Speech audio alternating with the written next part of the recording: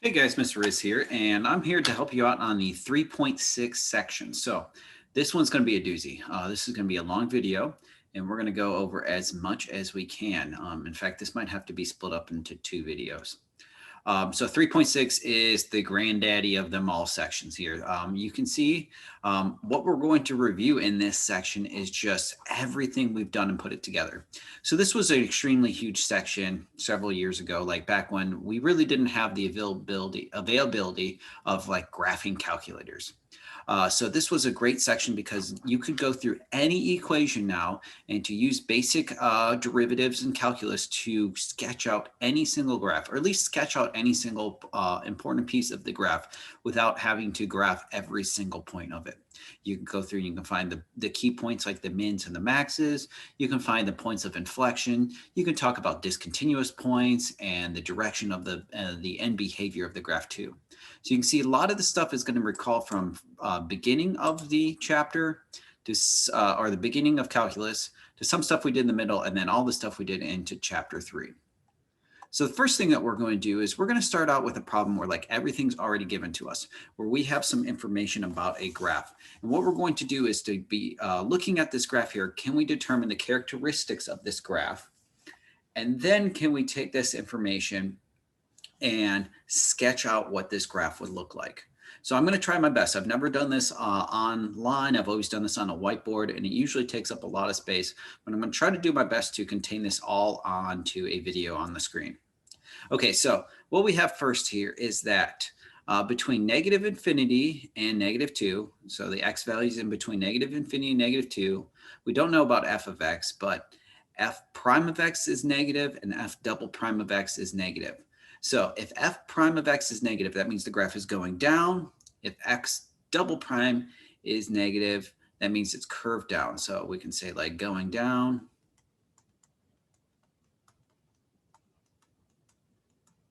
curved down. So that's going to look something like that, right? Where the graph is going down and the curvature is down. Okay, next, at x equal to -2, f of x is undefined, the slope is undefined, the curvature is undefined. Well, if everything is undefined at that point, the location, the direction, and the curvature, that's got to be a vertical asymptote.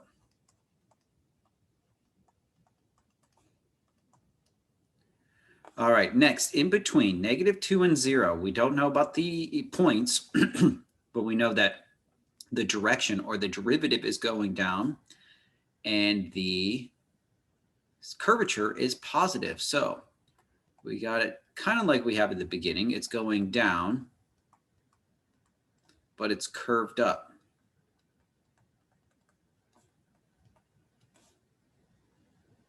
Okay, next. At x equal to 0, f of x equals 9/2.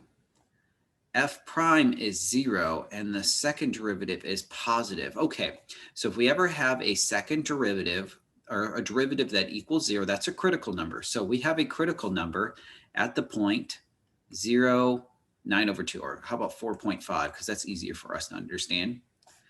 Now, what kind of critical point is that? Well, the curvature is positive, and the direction is 0. So that would be a min. So we'd have a relative min at that spot. All right, next, from 0 to 2, we got nothing on the original, but the derivative is positive. The second derivative is positive. So that means the graph is going up, curved up. And if we take a second and think about what's happening in between -2 and 2, it kind of makes sense. The graph is going down and is curved up. We have a minimum, and then it's going up, curved up, which would make sense on a parabola right here. It's going down, but it's curved up. Right there in the middle at 0 is our minimum. And then after that, it's going up to curved up. Okay, then what's happening after this? At 2, it's undefined, undefined, undefined. Well, that's got to be like our other one. We have a vertical asymptote at x equals -2. And then what do we have last here? From 2 to infinity, so the rest of the graph, the direction is going up and it is curved down. So going up, but curved down. down. So let's see, that would have to be something like that, right? The direction is positive, but it's curving down. All right, then we got one last part here, is that the limit as we go to negative infinity is 5, the limit as we go to positive infinity 5. So that means we have a horizontal asymptote at y equals 5. Okay, so we got that information. How can we turn that into a graph? All right, so let's just go ahead, take out our graph. Now, I like to start with the vertical asymptotes and then the horizontal asymptotes. So we got 1, 2, 3, 1, 2, 3. Now, our vertical asymptotes we have at -2 and +2. So I'm just going to put at -2 a vertical line here, and then at +2 another vertical line. Now we have our horizontal asymptote at y equals 5. So let's go up 1, 2, 3, 4, 5, maybe go up to 6. Keep in mind, sometimes we got to build these graphs as we get going here. All right, we would have a horizontal asymptote at 5. Now, what the horizontal asymptote just only affects the end behavior. So what's different in the vertical asymptotes, the lines will never actually cross those. The horizontal asymptotes, we can have something going on in the middle, but at the end, we'll get closer and closer to those. Okay, now we can go a lot of different routes. I kind of work my way left to right. It makes sense for me to do it that way. You might want to kind of go in the middle and talk about, okay, the other things that are happening, but let's just start at the beginning here. So from negative infinity to 2, that's this region over here. The graph is going down, curved down, and we know on the left side, it's starting up towards 5.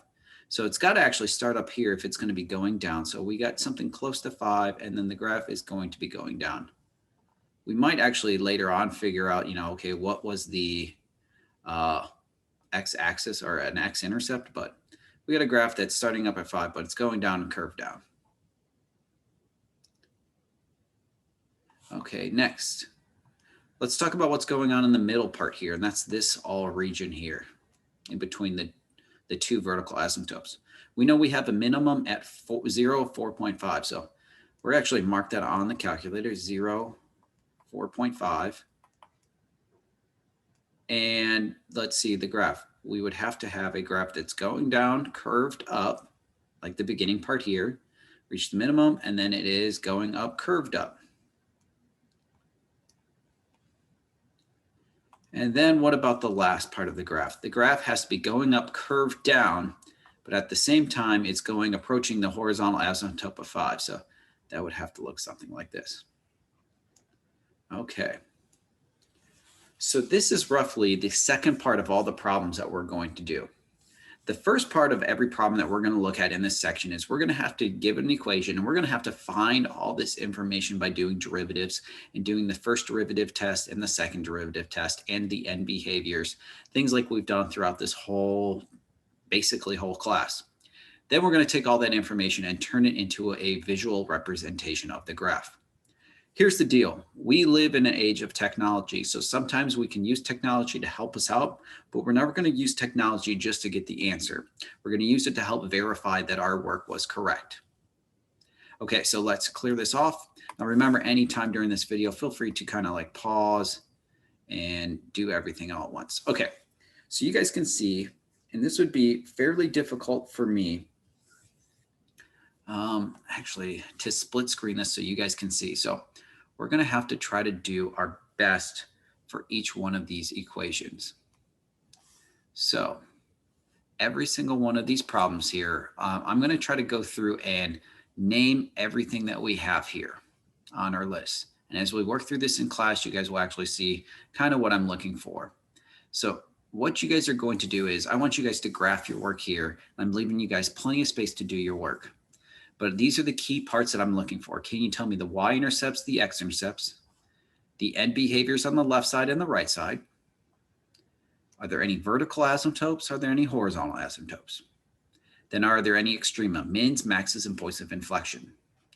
The other side of the page, I want you guys to do the work to get the derivative and then do the derivative number line. And then do the work to get the second derivative and then do the second derivative number line.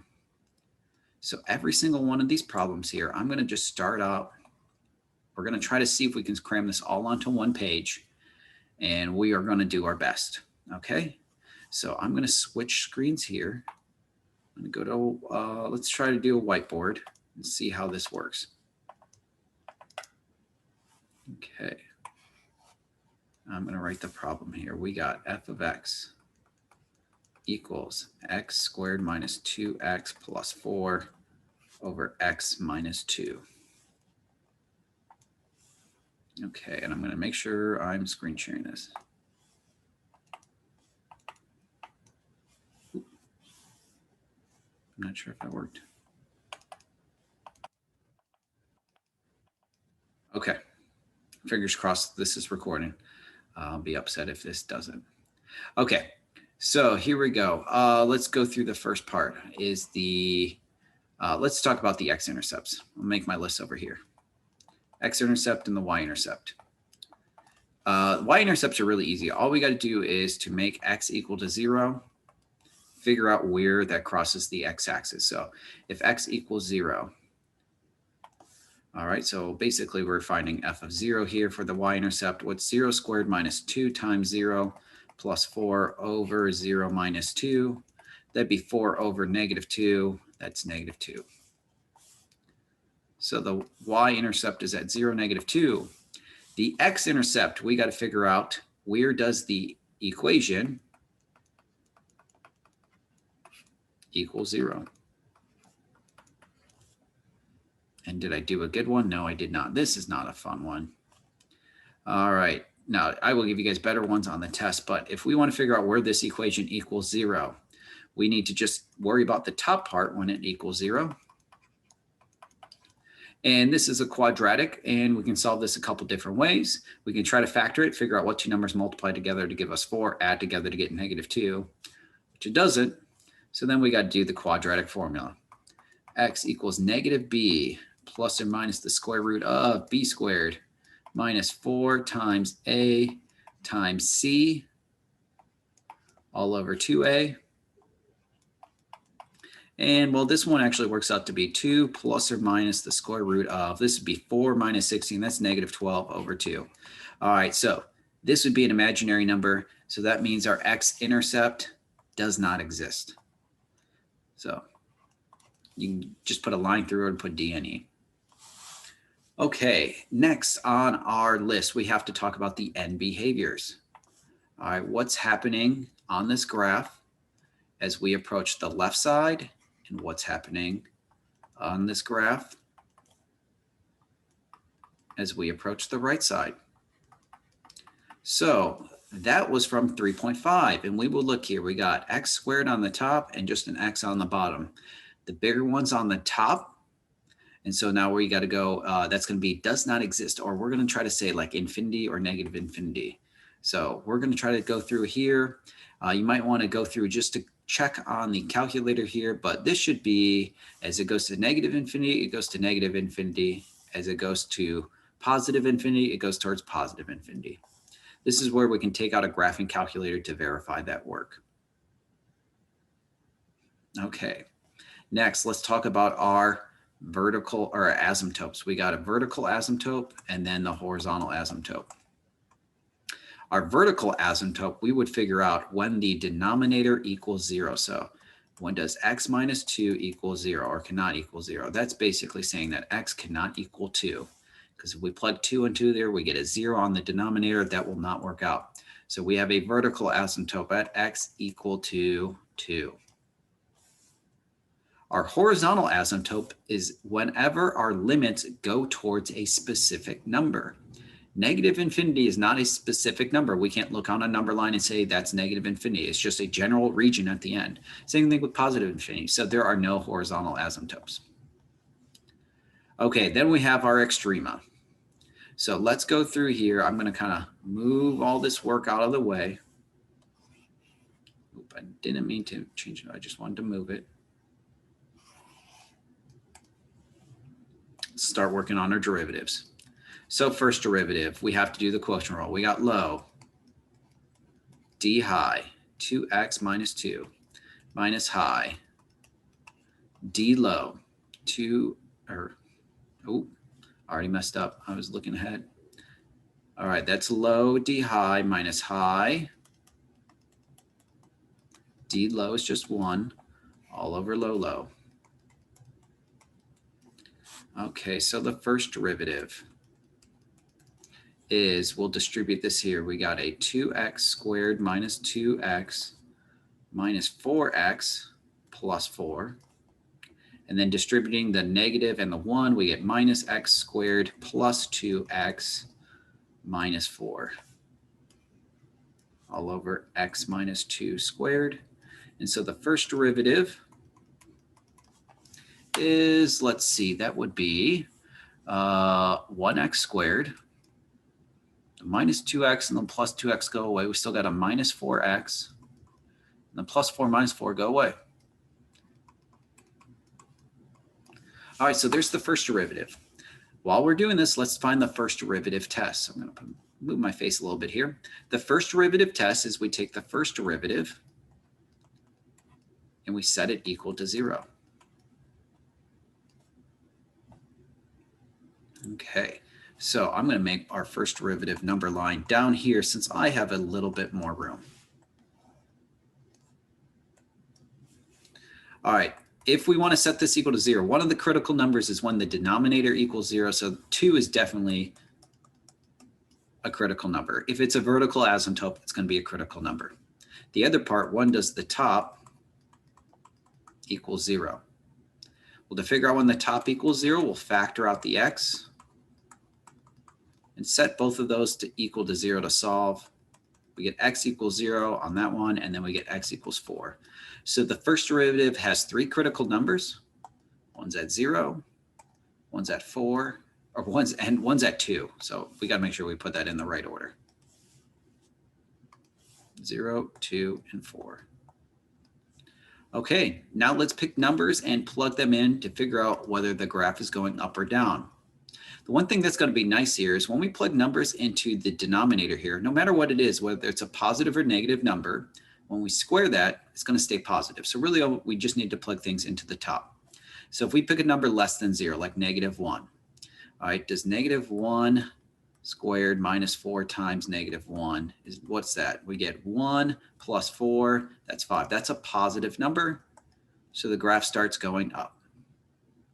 Now let's pick a number in between 0 and 2. 1 sounds good to me. What's 1 squared minus 4 times 1? That's -3. That's a negative number, so the graph is going down. Okay, now picking a number in between 2 and 4. 3 sounds good to me. So 3 squared minus 4 times 3. That's 9 minus 12. That's also -3. So that's going down. And then pick a number bigger than 4. How about 5? 5 squared minus 4 times 5. 25 minus 20 is 5. That's a positive number. So the graph goes up and down, and then up. Okay, so that is the first derivative. There's more to this, but let's go through and move some things around. So I need to work with this here to help me find the second derivative, but I don't need any of this work anymore. So I'm just moving it out of the way. Feel free to always go back and pause the video and watch this. Ooh. All righty. Second derivative.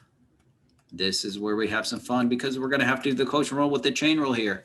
So we got low. Low is x minus 2 squared. D high, which would be 2x minus 4. Then minus high, x squared minus 4x. And then D low, we got to do the chain rule. 2 of the x minus 2 to the first power times the derivative of the inside. Derivative of x minus 2 is 1. And then all over low, low, which becomes the x minus 2 to the fourth.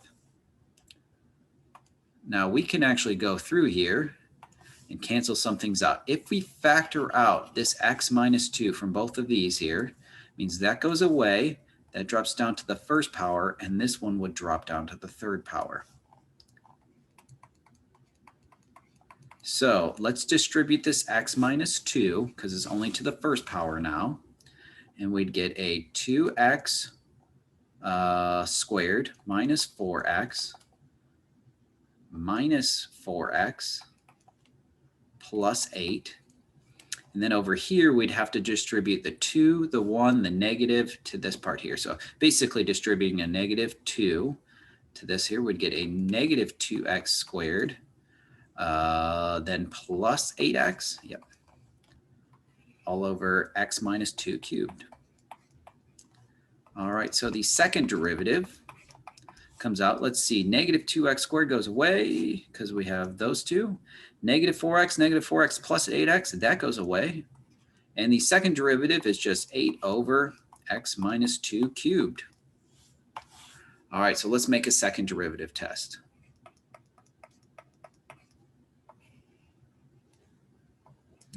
Second derivative test, number line here, we just care about where the top equals 0. And well, 8 can never equal 0, so we don't have any critical numbers there. The only thing we would have is when does the bottom equal 0 as well? And that would be when x equals 2. So if it's a vertical asymptote, it's going to be a critical number on both the first derivative and the second derivative. Okay, so that means we still need to find the concavity, what's going on with the curvature here, and we're going to pick numbers less than 2 and bigger than 2 to plug into the second derivative. So I'll pick a number less than 2, and 0 is an easy one.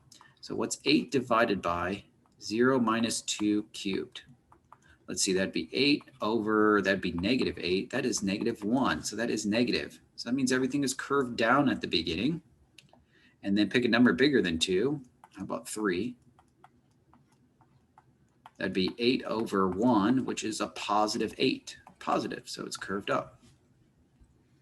Okay, so we did all that work there. We got all those numbers. We got the first derivative. We got the second derivative. I'm just going to move things out of the way here because I'm trying to squeeze this all onto one screen now. Now what we need to do, oh, I guess we got to write down the Extrema. Oh, no. All right, let's talk about the Extrema while we're here. So any mins, any maxes, and any points of inflection. All right, so any min is when the graph goes down then up, and you can see here we have a min at 4, and we can actually verify that it's a min because at 4 we have a positive concavity. And then any max is when the graph goes up then down. And that would be right here at 0. Now our points of inflection is the second derivative critical numbers that actually exist. So although 2 is a second derivative critical number, 2 is a vertical asymptote. So there are no points of inflections. Okay, now we actually need to name the points, so where are they located? So to find the min and max, we'll have to go back and plug that back into the original problem. So if I want to find the min at 4, I'm going to plug 4 in. What's 4 squared minus 4 times 2, or 2 times 4? Plus 4 over 4 minus 2. Let's see, that's 16 minus 8 plus 4 over 2. Let's see, that would be 8 plus 4, that's 12 over 2, so that's 6. We have a minimum at 4, 6. Now that's a relative min. And then same thing with the max. Well, we already plugged in 0 before. We know that's going to be at 0, negative 2. Okay. Now, how do we take all this information here and turn it into a graph? Let's start out here. We know, maybe we might want to start here with our vertical asymptote at 2. So 1, 2, 3. Might as well include 4 because that's on our list here. Vertical asymptote at 2. All right, and you might want to go through and just plot down your mins and maxes. Those are extremas in your y-intercept. Okay, 0, negative 2. I'll write that out here, 0, negative 2. And then at 4, 6, 1, 2, 3, 4, 5, 6. And you know what? These graphs don't have to be like super perfect or to scale. As long as those critical points are labeled, that's going to be good enough. All right, now the end behavior means, okay, we're going to start down at the bottom at negative infinity, and then our graph is going to end at positive infinity. So we're going to start down low, end down high. We don't have any horizontal asymptotes, we don't have any points of inflection, and we don't have anywhere it crosses the x-axis. So everything else that we're going to do is all determined on the direction and the curvature. So from negative infinity to 0, the graph needs to be going up, but it needs to be curved down, which makes sense. we make the graph like that. It's going up, curve down, and then after 0 till we get to 2, it's going down and it's curved down. Going down, curved down, which that's how it makes a maximum point. Then after 2, the graph is going down until it gets to 4, but it's going to be curving up the whole time. So going down, but curving up. And then after 4, the graph is going up and is curved up. And that's how we get a minimum. And there we go. There's our graph. The graph starts down low at infinity and ends up high at positive infinity. We have our horizontal or vertical asymptote. We have our critical numbers, and we did this without using a graphing calculator. Now we can always just take a second here and to go through and use a graphing calculator and to plug this in. I'm not sure if you guys can see this, so I'm going to pull this up here. All right, and just type that equation in. We got x squared. Oh, wait, you know, I got to put this in parentheses. I always forget with this calculator. Oh, nope, I didn't like it there. X squared minus 2x plus 4